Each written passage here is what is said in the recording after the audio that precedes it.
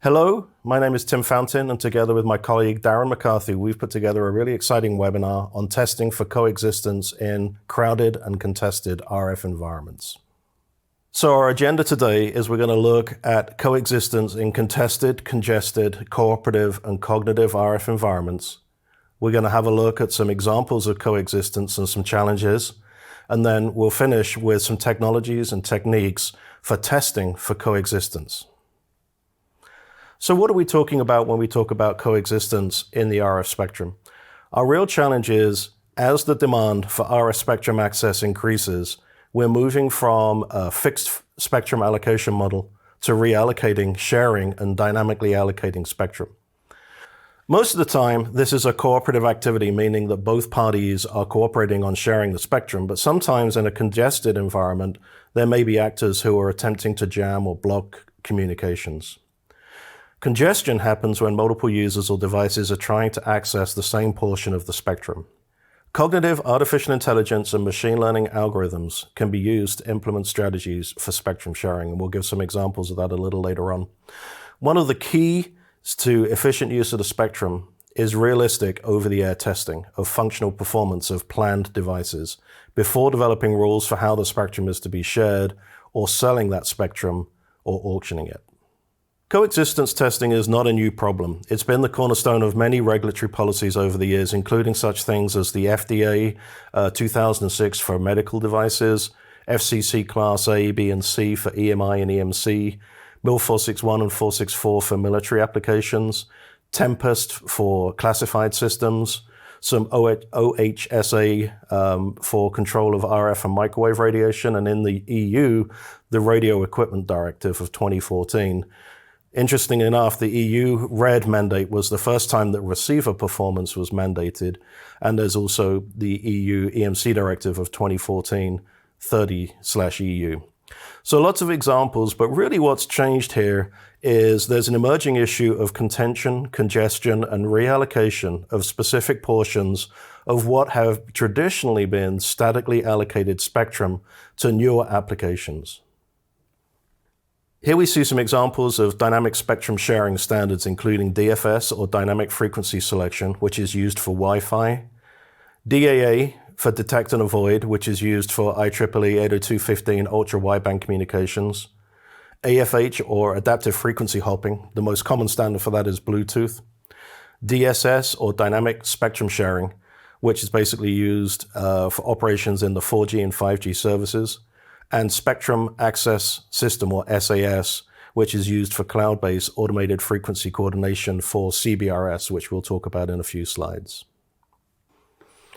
As we can see from this graph here, the ITU radio regulations chart changed a lot between 2012 and 2022. In fact, there were over 4,400 changes as new allocations were allocated to traditionally static bands. As we can see from this slide here, spectrum regulation in the US is governed by the Communications Act of 1934. This gives the power of the president to NTIA and federal users, and the power of non-federal users to the Federal Communications Commission, or FCC.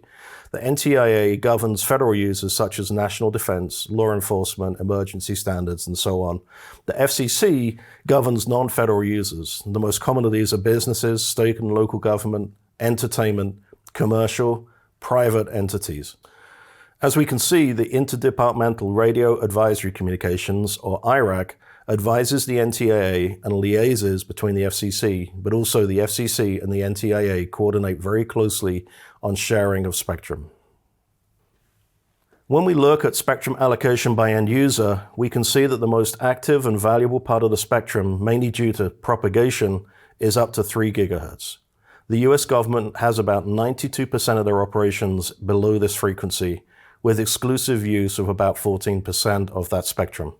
The private sector has exclusive use of about 31.7%, with things such as terrestrial TV and cellular communications being good examples. However, 54.2% of that spectrum is shared. So the challenge is, how do we balance these competing users between commercial communications and private communications and radar and electronic warfare systems, for instance, as we see on this ship here? Taking a closer look at balancing economic and national security, on the left-hand side, we see there are growing defense requirements for electronic warfare and cyber threats, realistic test and training, network communication standardization, efficient use of the electromagnetic spectrum, constrained access and limited maneuver within the RF spectrum, and the proliferation of advanced technologies by state and non-state actors. On the commercial side, we have lots of standards such as Wi-Fi, 4G, 5G, 6G, millimeter wave, white space devices which occupy unused bandwidth between other users, connected vehicles, and many forms of Internet of Things.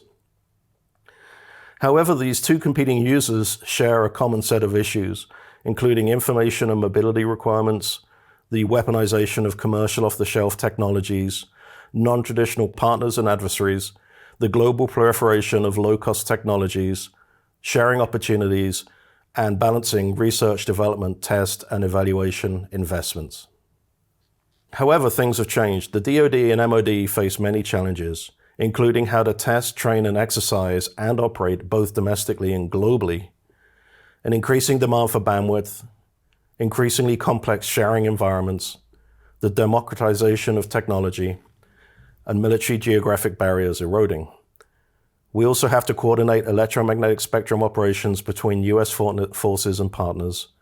We need resilient and agile and flexible systems, and to be able to operate across wider bandwidths to defeat threats. Finally, electronic warfare threats are more complex, cheap, commercially available, agile, and frequency agnostic. So the vision for how we evolve is moving from a current state where our access is where and when assigned, it's static and inflexible, it's exclusive to the user, there are large guard bands between users.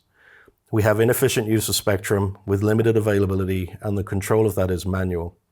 To the future state where access is where and when needed, where there's dynamic allocation, where there's sharing and compression, where communications are agile and efficient, with sufficient supply, have autonomy, and are aware of the electromagnetic spectrum that they're operating in.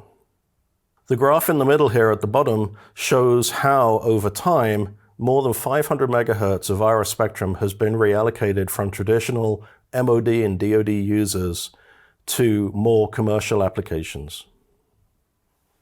The stakes are really high. As you can see from this slide, in the last 30 years, there have been 100 auctions in the US alone that have raised more than $230 billion of revenue as of the spring of 2022. To give you one example, auction 107, which was for 280 megahertz of valuable mid-band spectrum in the 3.7 to 3.9 gigahertz band, raised more than $81 billion in licensing fees, with more than 5,600 licenses awarded. And you can see some of the details of those in the two tables below. Okay, so now we've had a review of some of the challenges of coexistence. Let's take a look at some examples. We're going to look at 4 examples. The first one is the unlicensed ISM band of 2.4 gigahertz. We'll have a look at coexistence with the Citizens Broadband Radio Service, or CBRS. We'll have a look at contested applications between radar altimeters and C-band 5G. And then finally, we'll have a look at the conflict between Ligado's terrestrial 5G network and GPS. So the ISM band is probably the best known example of coexistence. The 2.4 gigahertz band is very, very crowded with lots of different applications, as we can see from these graphs here. It was originally designated as the industrial, scientific, and medical band, and it is the classic coexistence example, or as most people would say, the contested example.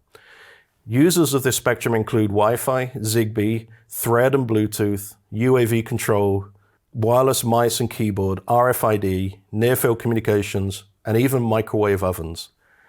It consists of 83.5 megahertz of unlicensed bandwidth between 2.4 and 2.4835 gigahertz. As we can see from these two pictures at the bottom of the screen, each of these different technologies uses different modulation schemes, and that's where our congestion and contested applications come from. You can also see in the example on the right-hand side a microwave oven with the klystron wandering around all over the 2.4 gigahertz band. So how do we manage contention in the ISM band? There are a number of techniques we can use, most commonly limiting transmit power, to utilize more efficient and robust modulation techniques that both use less bandwidth for the same amount of information and are more resilient to interference from other users of the spectrum. We can use spatially diverse antennas, commonly known as MIMO. We can use directional antennas, and we can divide the spectrum into different channels. However, each of these channels typically have conflicting channel plans. As we can see here, 802.11 Wi-Fi uses direct spread spectrum over 14 channels with 5 megahertz of spacing. Bluetooth 15.1, 802.15.1 uses FHSS with 79 1 megahertz channel with 1 megahertz spacing. And IEEE 802.15.4 or Zigbee uses DSS over 16 channels with 5 megahertz of spacing. Obviously, with different channel spacing and different channel density, there is going to be contention. We can also use frequency diversity or channel hopping. Most commonly, Bluetooth is the example given as it hops around between those 79 channels. We can use contention detection and mitigation tools. We can use on-demand channel bonding and debonding, which is what happens with various forms of Wi-Fi. And we can utilize other ISM bands. As we can see in this table here on the right-hand side, not only 2.4 and 5.8, which are the classical ISM bands, but there are frequencies allocated for industrial, scientific, and medical applications all the way up into the 240 to 250 gigahertz spectrum. An example of coexistence is the Citizens Broadband Radio Service, or CBRS. CBRS operates in the licensed spectrum from 3.55 to 3.7 gigahertz. We can view CBRS as a mix of traditional licensed spectrum, such as LTE, and unlicensed spectrum, such as Wi-Fi. It enables cooperative sharing between 3 tiers of users, and we'll have a look at those users in the next slides. Its access is managed by a Spectrum Access System, or SAS, and environmental sensors that detect who is in the vicinity of transmitters. CBRS uses FDD with an LTE frame structure. CBRS Tier 1 users are typically known as the incumbents. The incumbents have the highest priority in the CBRS system and are protected from all other users. The most common incumbents listed include the Navy radars, which are operational on only a few ships and only need protection when they're close into shore. The bandwidth of these radars is also fairly low compared to the overall available bandwidth. Satellite Earth stations are used also. Some but not all Earth stations are used for the 3.6 to 3.7 gigahertz uplink. And wireless broadband service for enterprise users only in the 3.65 to 3.7 gigahertz, primarily using technologies such as WiMAX. These are most commonly used by utilities and transportation applications. The Tier 2 CBRS users include the Priority Access License, or PAL users. The PAL licenses were auctioned in 2020, and they have the highest priority apart from the incumbents. PAL users are protected from the GAA users, which we'll see on the next slide. CBRS PAL users were licensed with up to 70 megahertz of spectrum between 3.55 and 3.65 gigahertz of frequency, and they're leased per county over 10 years. Each license was for a block of 10 megahertz of bandwidth, and no one entity can lease more than 4 channels in each county for a total of 40 megahertz of bandwidth. The third and lowest tier of CBRS users are called GAA, or Generally Authorized Access. GAA users need to register for a nominal administration fee, and they enjoy no protection from the higher tier users of PAL and the incumbents. They can use up to 80 megahertz of spectrum, and the GAA transmitting system needs to bear the cost of the Spectrum Access System. A key part of CBRS is the environmental sensing capability. The environmental sensors detect spectrum usage by incumbent users and transmit alerts to the Spectrum Access System, which shuts down non-priority users. We can see an example of a spectrum sensor at the top right here. And as I mentioned earlier, the majority of the incumbents are Navy radars. And as a result, you can see that the majority of the sensors are located on the coasts of the US. A key point to realize about the CBRS system is a US system, and we can see from this graph here that different frequency allocations require different global coordination. And we can see on the right-hand side the United States versus international would require reallocation of spectrum depending on where you are in the world. A coexistence example that's been fairly recently in the news is the potential interference between radar altimeters and C-band cellular communication.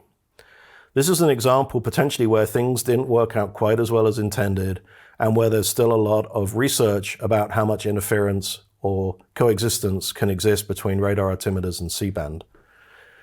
Most radar altimeters are used on airplanes to detect the height of the airplane above the ground. And so the radar points down towards the ground and bounces off the ground between the transmitter and the receiver. The most common use for radar altimeters is when the plane is operating in a degraded visual environment where the radar altimeter augments the autoland system. It's also used to augment the Enhanced Ground Proximity Warning System, or EWGPS, which alerts pilots when they're getting close to the terrain.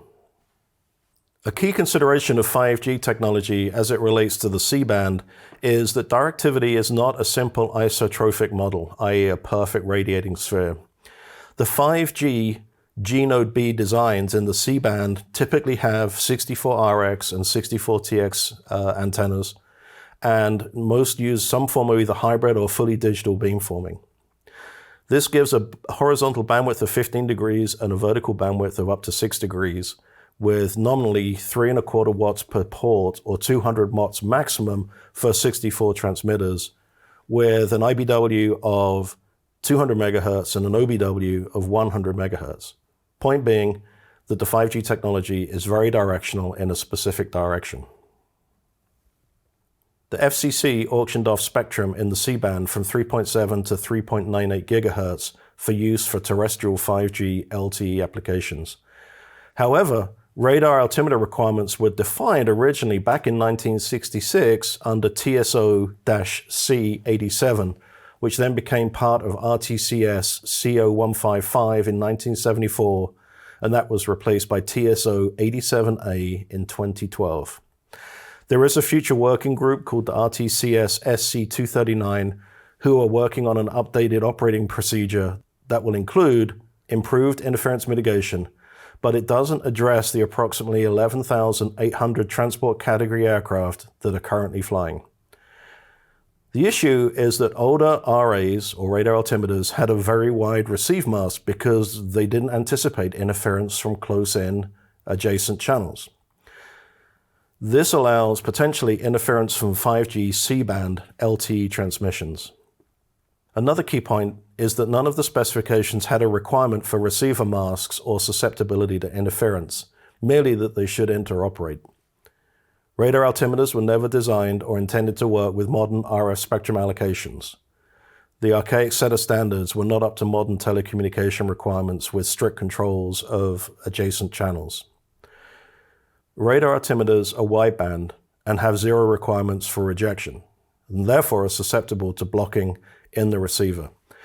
We can see from this RA receiver mask, which is courtesy of the RTCA, how even though the radar altimeter is a relatively narrow allocation of spectrum, the mask gives it the opportunity to be interfered with by close-in LTE C-band transmitters. Having a look at the problem in more detail, the ITU and NTIA have published several publications on radar measurements and coexistence as listed below. It's important to note the publications only considered the impact of radar transmission on cellular infrastructure and not the reciprocal interference to radar receivers from cellular transmitters. Measurement of the actual radar altimeter receiver blocking is vital to ensure that it can operate close to 5G C-band base stations on the ground. Blocking and interference testing has also indicated that some pulsed radar altimeters, as opposed to FMCWs, are more vulnerable to interference. As we can see from this report dated October 7th, 2020 from the RTCA, the fundamental emissions may lead to blocking levels of interference in the radar altimeter, where a strong signal outside the normal receive bandwidth cannot be sufficiently filtered in the receiver to prevent front-end overload and other effects. In a review of 5G C-band and radar altimeter interference, the ICAO developed a working paper. This included consideration of 5G technology of beamforming, directivity, and side lobes, and assessed the performance of both pulsed and FMCW radars.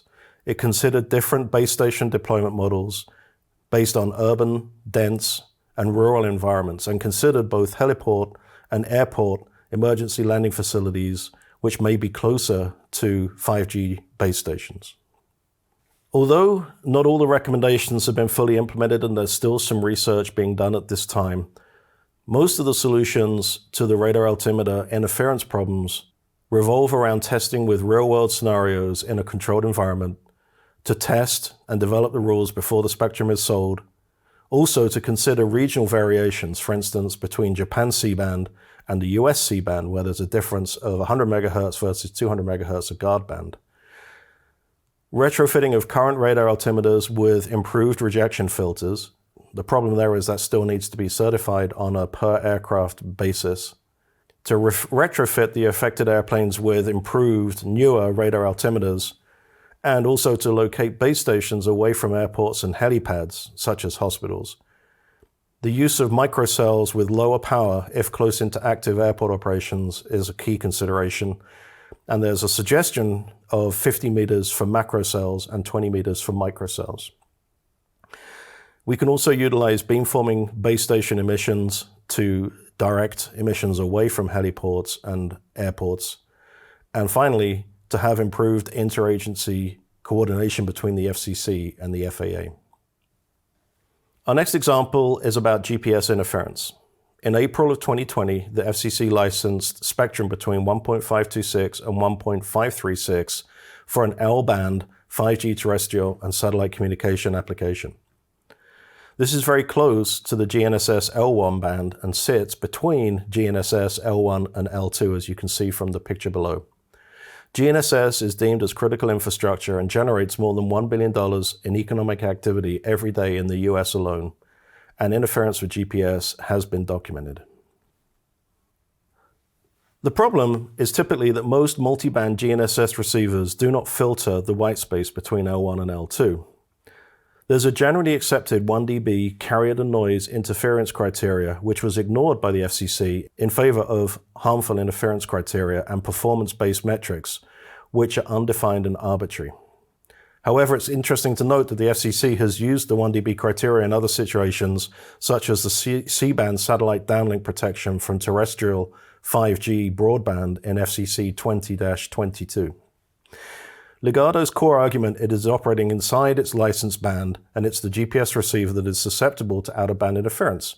Whilst that's true, it's important to note that GPS receivers are the incumbent users, and GPS receivers were developed way before testing for co-channel interference was widely adopted.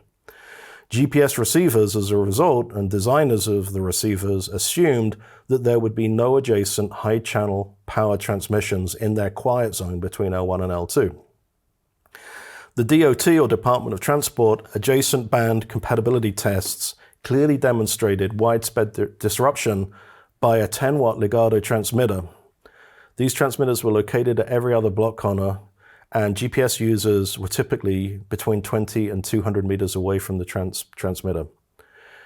It's also interesting to note that interference is more likely with military M-code and Iridium SATCOM systems, in addition to traditional GNSS applications. So now we've defined what coexistence is and some of the challenges that we face in sharing spectrum, let's look at some of the techniques and technologies we can use for coexistence testing. Let's have a look at some of the testing and strategies for mitigation. Number one is modeling and simulation. Modeling and simulation can be useful, but it's challenging to implement models which represent the real-world environment in which things operate. It can be useful during R&D when the product is being developed, and one of the metrics that's most commonly used is likelihood of coexistence, which is a prediction of performance. The model inputs are typically things such as strength and quality of intended signals, the electromagnetic fields in the operational environment, variations of the outside physical layer, such as in the network itself, estimation of wear and the mode of failures, And like all models, the quality of the model is predicated on the quality of the input data. If you put garbage in, you're going to get garbage out. Our next strategy is real-world testing. This is good for a final sanity check. However, the limited ability to cover all the potential use cases and an uncontrolled environment means this is typically a last step and not the first. The most common mitigation strategy is functional and performance testing in a controlled environment. In a controlled environment, we have repeatable and automatable measurements. We can cover a large number of use cases. We can do regression testing. We can create realistic RF environments, which can be complex to implement in the real world. And we can monitor the RF environment with a spectrum analyzer. An example of such a system here is the GNSS GPS receiver testing in the anechoic chamber at White Sands Missile Range. An evolving standard for the evaluation of wireless coexistence is the IEEE ANSI C63.27.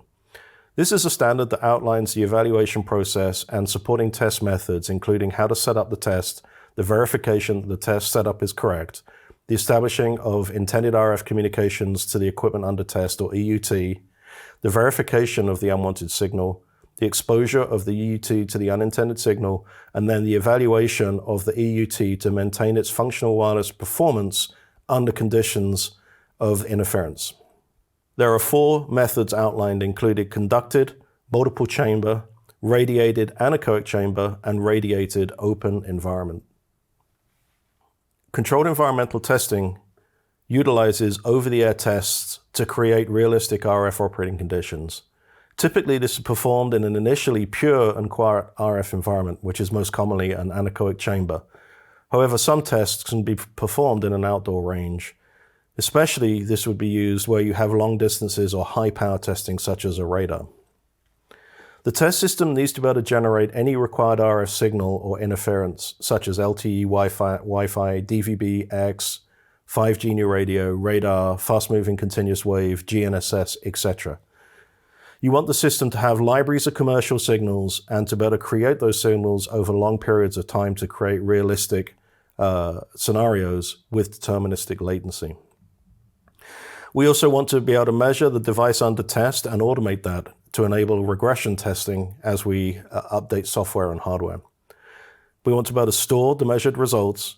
We want to do post-acquisition analysis and to use channel modeling such as beamforming, Doppler, multipath, fading, and other environmental considerations.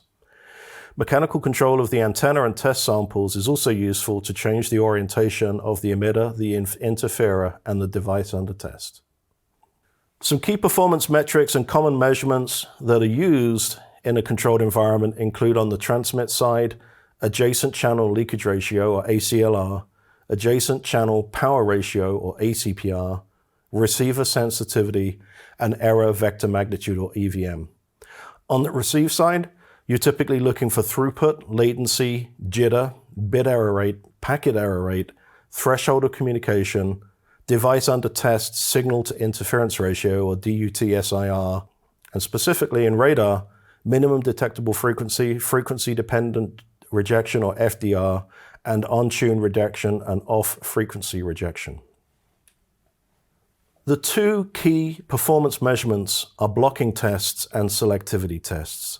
A blocking test effectively measures the ability of a victim system to operate in the presence of some kind of interferer with a larger amplitude signal, whereas a selectivity test measures the ability of a receiver or a victim to operate in the presence of an interfering signal which is both larger in amplitude but also offset in frequency, or a co-channel interferer.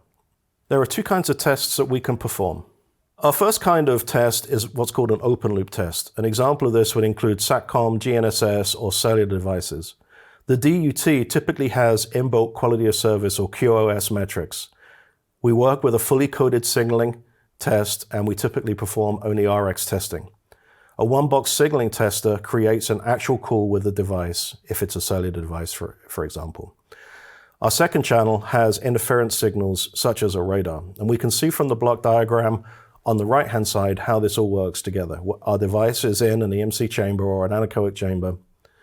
We have an interferer created with an SMW and a power amplifier, which creates our interference signal. We have our one-box signaling tester, which establishes the call with the cellular device.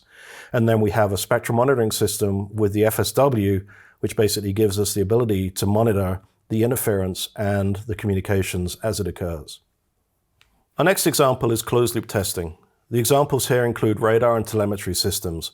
In this case, the device under test has no intrinsic reporting metrics, and the communication is not fully coded, as we saw in the last example with the cellular device. In this case, the environmental model is typically more complex. We need to include such things as delay, Doppler, multipath, and latency, and we can generate all of those within the RF signal generator itself. In this case, we have two channels. One channel is the radar target simulator, and the other channel is the interference signal, in this case, such as LTE. The setup is really similar to the previous example with open loop testing. The only difference is that we're using two channels on the SMW to create both a radar target simulator and the interference signals at the same time. An example of a controlled environmental test is the NIST N-bit facility. This includes a large anechoic chamber as well as a reverberation chamber, enabling a full set of measurements of both open and closed loop devices. Another example is the LTE S-band interference with ATC radar. In this case, we can see a setup here where we're using the SMBV, which is our vector signal generator, together with an RF power amplifier to create an interference signal to the radar and a spectrum analyzer to analyze the results of the interference against the radar. Let's have a look in a bit more detail at the example of radar and LTE coexistence. This was a real-world test that we made of radar operation in the presence of interference signals from an LTE system. The key performance indicator was frequency-dependent rejection, or FDR. This is basically a measure of the IF, or intermediate frequency selectivity, of the off-frequency rejection out of band. As we talked about earlier, some of the key performance metrics include blocking and selectivity. And in this example, we used the radar echo generator to create both the delayed returns of simulated targets as well as the interference signal. In this case, we could generate CW, noise, LTE, and IQ-based arbitrary waveforms. The test setup is shown here. It's rather similar to the open loop test that we looked at earlier on. We are using the two-channel SMW to create both the radar target echo signals and the interference signals.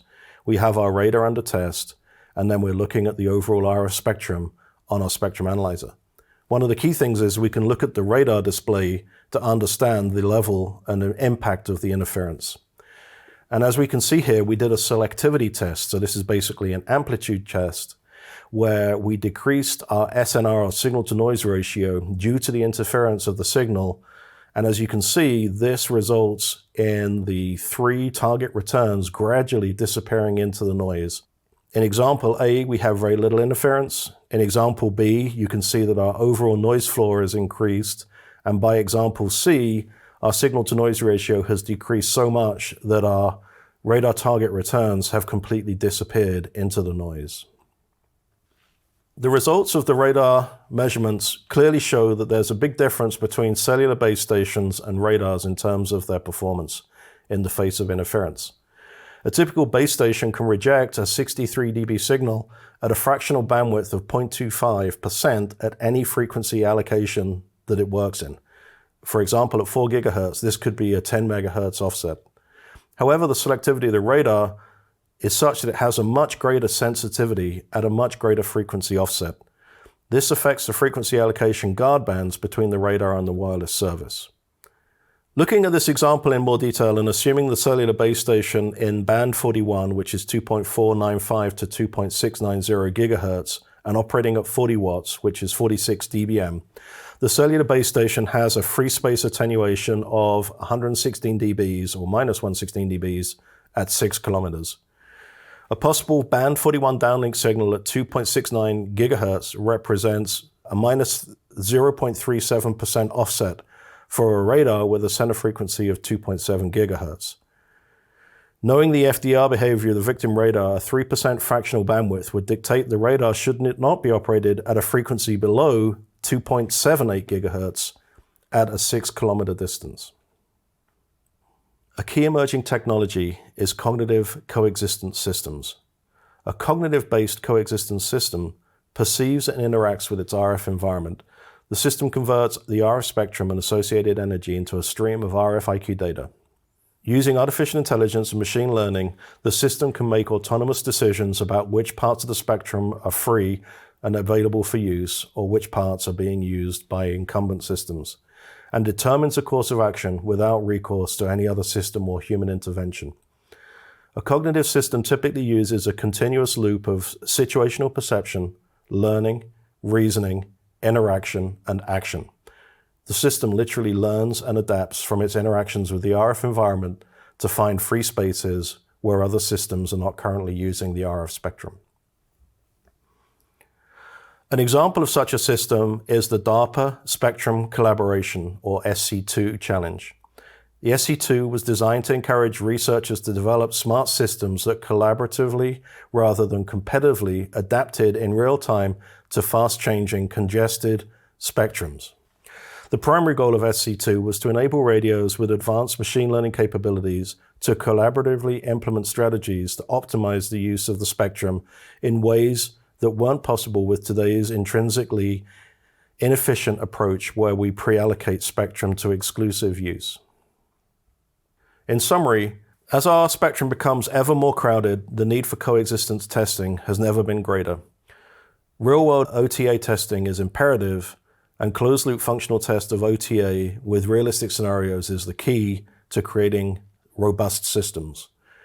Arbitrary and flexible wideband signal generation is needed to address fully coded modulation requirements of today's modern communication systems. It also allows bifurcation of the transmit and receive sides of the comms link. As we saw in the radar example with LTE, higher frequencies complicate the guard bands and filtering challenges.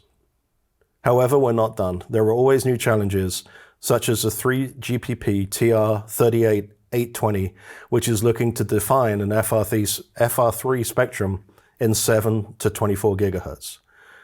However, the Airport Surface Movement Radar, or SMR, which is typically used for airport traffic safety, operates right in the middle of that at either 9 or 15 to 17 gigahertz. And of course, we know that 6G is coming, and greater than 100 gigahertz is currently the Wild West. As we talked about at the end of this presentation, cognitive artificial intelligence and machine learning is an ever-evolving technology which is used to improve spectral sharing and coexistence. Thank you very much for your time and attention. It's much appreciated. If you'd like to know more about this topic, please download the associated white paper that accompanies this webinar.